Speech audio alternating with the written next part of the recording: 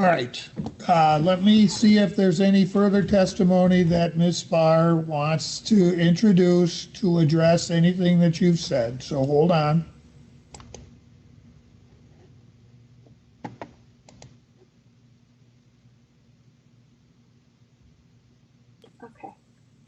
Okay, Ms. Barr, I did tell you that I would give you a chance to introduce what we call rebuttal testimony, but only to address things that Mr. Cook said, not anything else. Is there any witness you would like me to call to offer rebuttal testimony? Well, I would like to comment on what he said, and what I did was just took voice notes on the things that he said, and Isabelle would like to comment on what he said also. All right, let me hear from Isabelle first. Put her in front of the...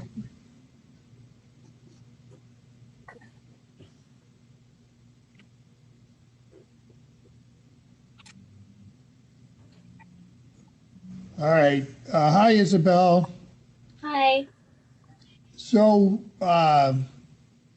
you understand that you're still under oath to tell the truth? Yes. All right. Was there anything that your dad said that you want to respond to? Everything that he said was all watered down. He made the situation seem like it was nothing, and that, you know, the fight we had was just, you know, small. It wasn't anything serious. But in all reality, it was. It affected me. Whether it didn't affect him, it affected me in a much more personal level than it, like he said, it did him. I mean, to him, it was just some small fight. It wasn't like that for me. It caused a lot of stress that was put on me. And everything he said was just so watered down and such a lie. I mean, the stuff, I just really can't believe that he would even say half the stuff that I was like, you know, it was a lot more serious than that. You know, you weren't just mildly, you know, it wasn't a mild fight. It was an actual fight. You were screaming at me. I mean, just because we couldn't hear exactly what everyone was saying, when two people are screaming at each other, you're not just going to hear exactly what one person says. Their words are going to get mixed together. That's why nobody can understand what we're saying. And, like, where is my grandma at? She was there. She heard everything. Okay, thank you. So I want to hear from your mother now. Okay.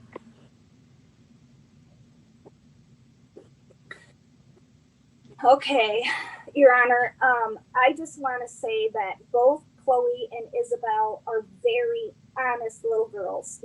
Just giving a character reference for them. They do not lie. They would never make up stories. They would never come home to me and tell me these things that happened to them for any other reason than it truly happening. And they are very detailed in what they say. This has been going on for a long time. I filed several complaints with the friend of the court, several of them. I have called protective services. I have also called the police. I have 8 police reports of domestic violence on Carl right here.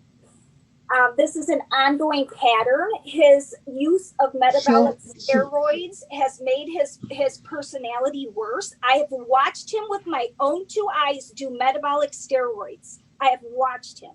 I know he does steroids. It has ruined the person that he was when I first met him. And in addition to that, everything he pretty much said was taking the heat off of him. Some of the things he said he might have done a few times, but never to the extent that he said that he's done them. Your Honor, I put him on 2 of my memberships. A membership to the Toledo Zoo every single year. He didn't give me a dime for that. The reason I did it is because I wanted him to take them places. I wanted him to build a relationship with them. He's also on my membership that I have at Kalamazoo Museum. That was a $150 membership, and I put his name on there along with his nieces and nephews so he could take them. Not once has he taken them to either place that I know of. He does not do anything with them when he has them. He Let constantly. me, Miss Barr, let me stop you.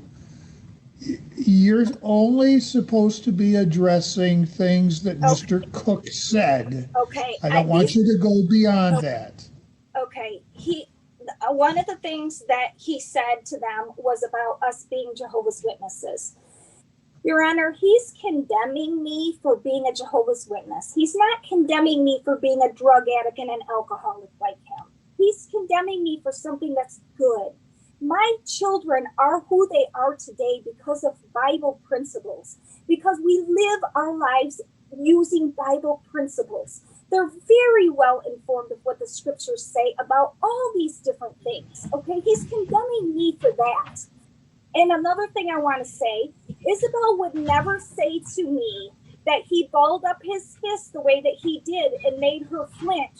She would never, ever make that up. That truly did happen. And she said that when they were arguing, the veins on his neck were popping out, and that his structure was a structure of someone that just wanted to explode.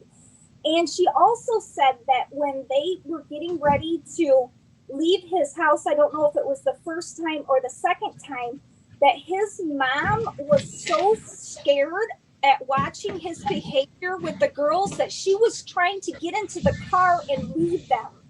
And Isabelle was looking at her like, you are not leaving us here with him.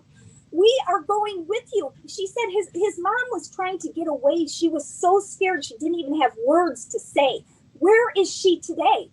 She was in the car. Why didn't he take the time? I paid the $15. I had her subpoenaed. Okay, she knew about it. I messaged her over 1 month ago, telling her what date and time, everything. She knew she was supposed to be here, but he knew that if she showed up, she wasn't going to lie for him. And that's why she said she never got the paperwork.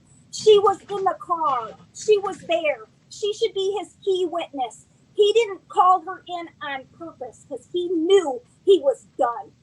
His mother hold on. You're moving into the area of argument, which both of you are allowed to do, but it's not time for argument. It's time for you to offer testimony that directly addresses only things that Mr. Cook said when he testified. The next thing he said is that he said Isabelle was acting grumpy and angry. If anybody knows Isabelle, Isabelle is the sweetest, kindest, nicest little girl, Your Honor, that you are ever going to meet. She would never try to act mean or grumpy.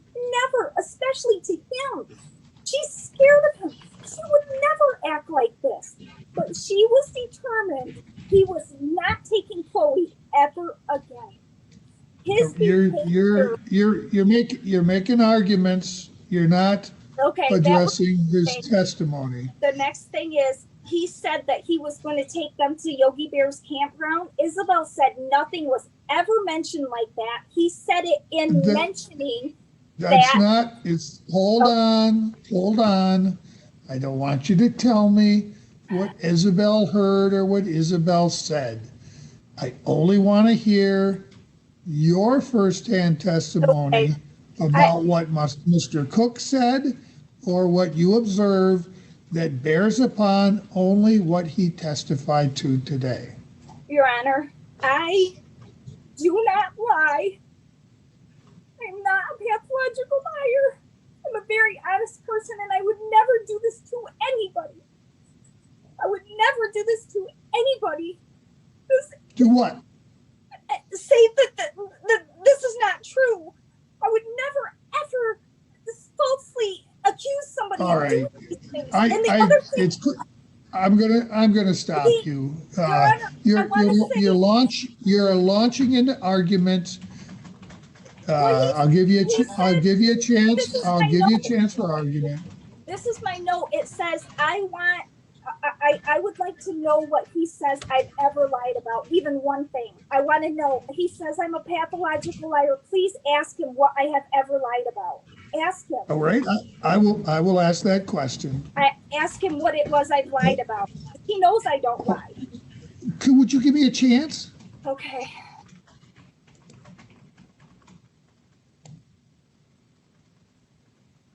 Yes, Mr. Your Cook, Honor. can you give an example of something that Ms. Spar has lied about?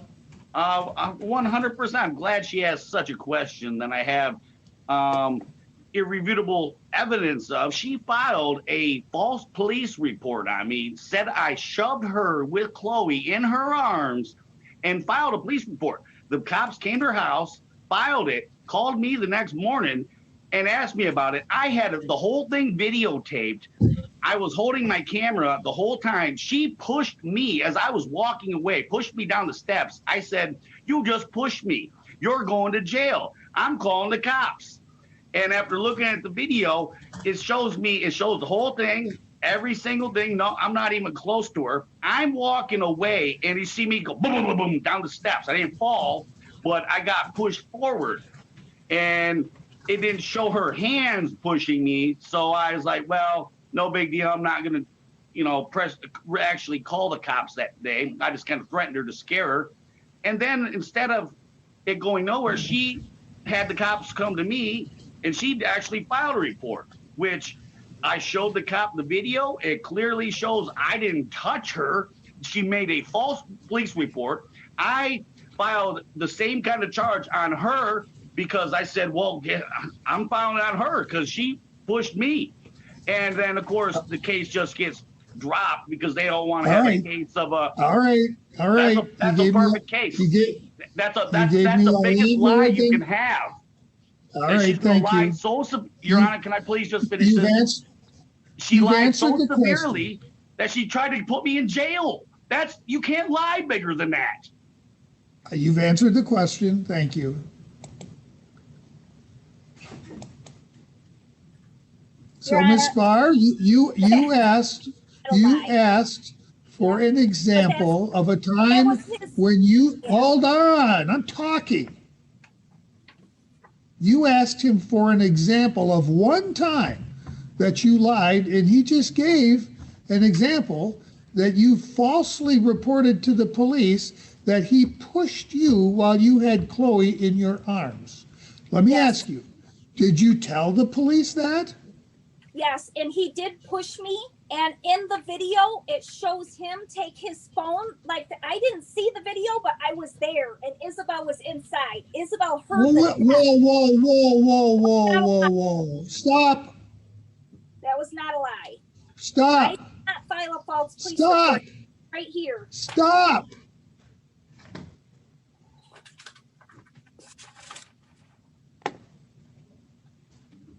You asked for an example, and he gave an example. But I didn't lie. It's well, right here. That's your version. The victim. I'm the victim. From what the video showed, exactly what I said in this report. So that was not a lie. If the video showed that Mr. Cook pushed you, there would have been charges brought against him. There weren't, were there? He took his phone right when he pushed me, and he held it to his chest, and the officer said he's seen him do that. He held the phone to his chest. He pushed me into the desk, and then hold on a minute. And then I pushed him You've just verified to me that the phone did not show him pushing you, correct? But I was there. I was pushed. He took his phone and all right. I don't need to hear any more about this. This was not a lie. All right. I think I've heard enough testimony today. I want to give you both a chance to make an argument for what I should do. I don't want you to launch into more testimony, but I will give you a chance to make an argument. And then when we're done, I want to figure out a way that I can speak privately with Chloe.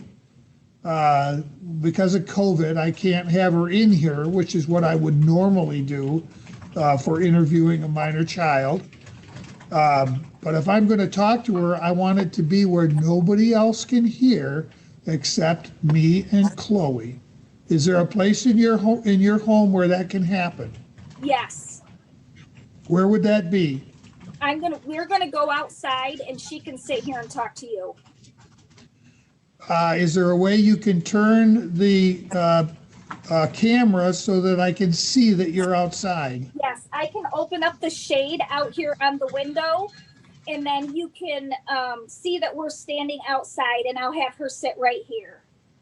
All right, so before I do that, I want to give you both a chance to make your arguments. So let's, Ms. Barr, so here are the ground rules for argument, okay? I really don't want to hear more testimony at all. What I want to hear from you is what you would like me to order and why, okay? So we'll first hear from you, Ms. Barr. I'm going to keep Mr. Cook muted. And then when you're done, I will hear from him and I'm going to mute you. And when I do that, I don't want you holding things up to the camera. Oh. All right. So, Ms. Barr, tell me what it is you would like me to do and why. I would like supervised visitations.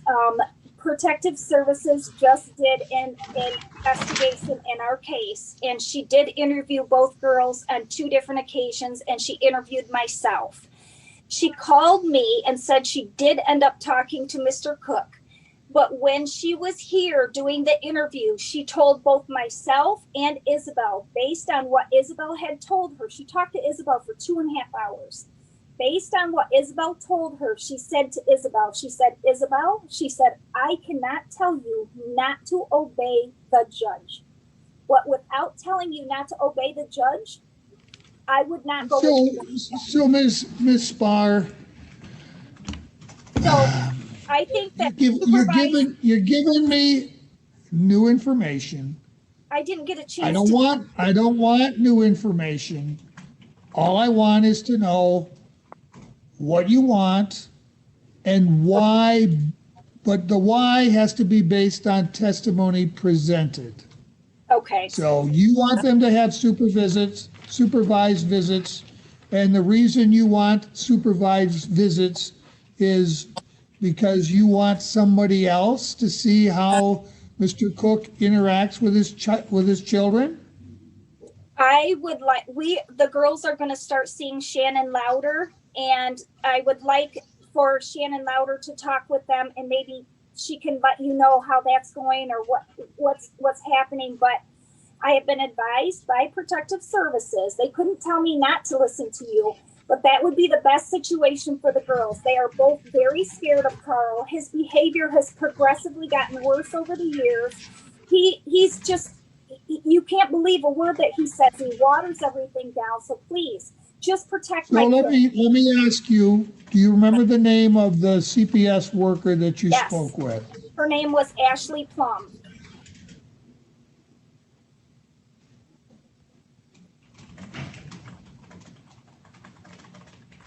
And she hold on, I don't want you to tell me what she told you. How recently did she see the girls? How recently did she speak with Mr. Cook? Okay, she just seen Chloe last week on Tuesday. And I think she talked to him just a little bit after that. So within the last week or two, this CPS worker has spoken with both your daughters, with you, and with Mr. Cook. Yes, and the doctor's office called Protective Services, not myself. I called on the 25th, that evening I called Protective Services, but there wasn't enough information for them to open a case. So Isabel's doctor, when Isabelle had her visit with her, Isabel's doctor went through all of their files, and there's 5 doctors. So not every doctor reads the whole file before they go back in. And based on what she had been reading and what had been going on over a 5-year period, She called protective services and reported mental and physical abuse.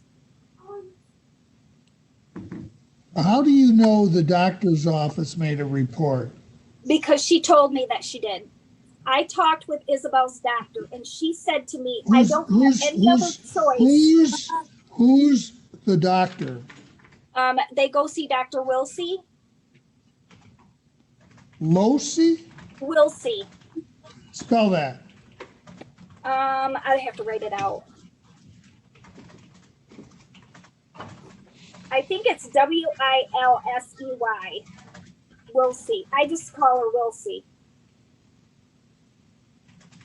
And where's Dr. Wilsey's office?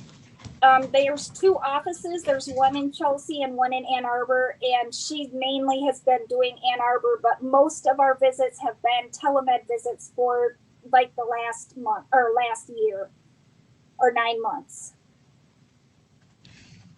All right. So you would like me to order supervised visits. I get that. I'm going to hear from Mr. Cook now.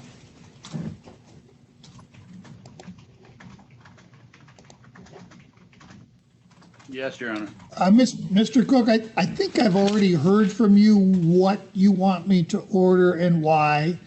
You want me, first of all, to punish Ms. Spar for disobeying my orders for visitations.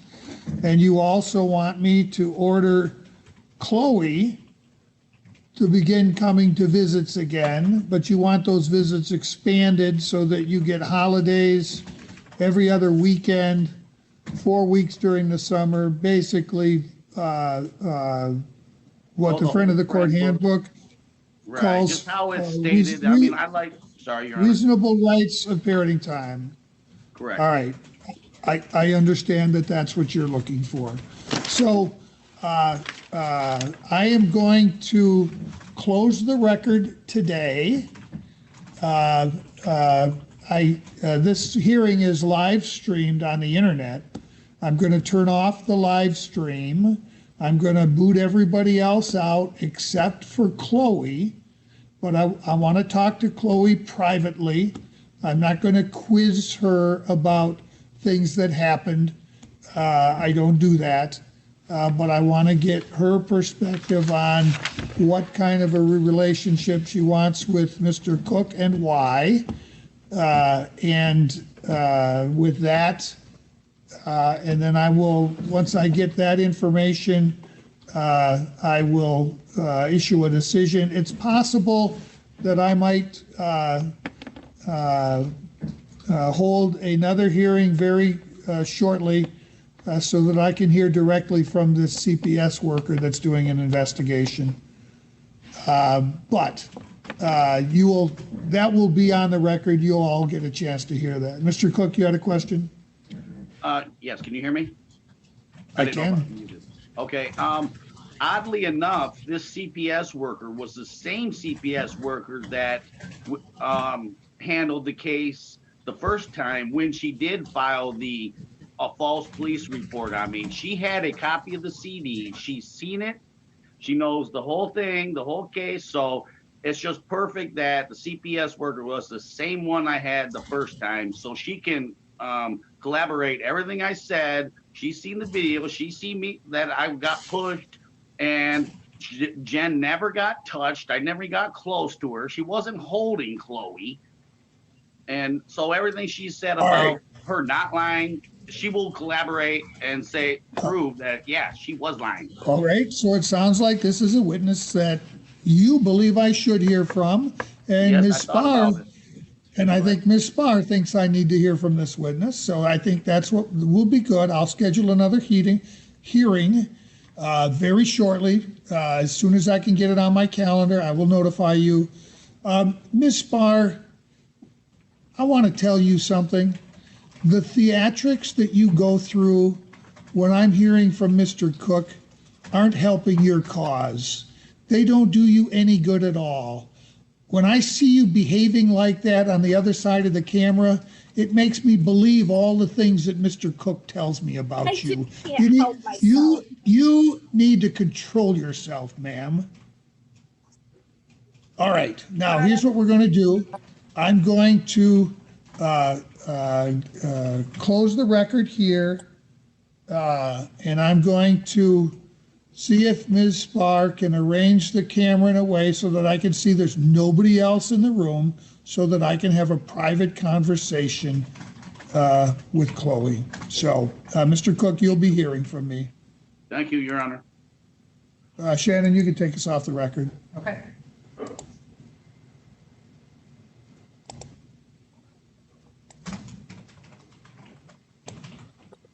Okay, Ms. Barr, I want you to aim the camera in a direction where I can see both Chloe and see whoever else is in the house. I guess the one I'm Okay. most concerned with is you. I want to make sure you are not I'm gonna able open to this hear. back window right here, and I will go out on the porch. All right, let's do that. As soon as I see you out there, then I will start talking to Chloe. Chloe, you can come up and have a seat now. Come on, sweetheart. Chloe, come here. I just want to introduce you. This is Judge LaFlamme, and this is who Mommy and Daddy talk to when we go to court. So you're going to sit here, and he's going to ask you some questions, and me and Sissy are going to go outside, okay? And don't be scared. You can tell him anything you want. Don't be scared. It's going to be okay. Okay? All right, sit down. You have to Hi, each hi, Chloe. Hi. So, Chloe, tell me how old you are. 8? What grade are you in? Second. Could you do me a favor and slide to the other side of your chair so that I can see the window? Yeah. That's it. Perfect. Is that window open just a little bit? Just a little. All right. Can you close it yourself or ask someone else to close it? Yeah, sure.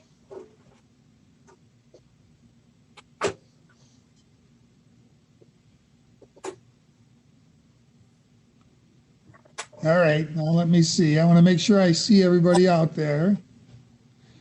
Okay. So, Chloe, the first thing I